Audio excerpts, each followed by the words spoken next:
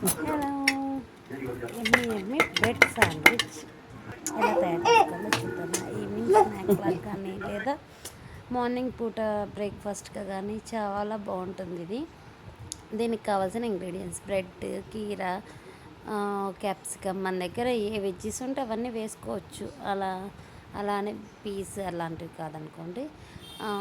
కీరా, tomato, onion, capsicum, cheese ఉండే నా దగ్గర.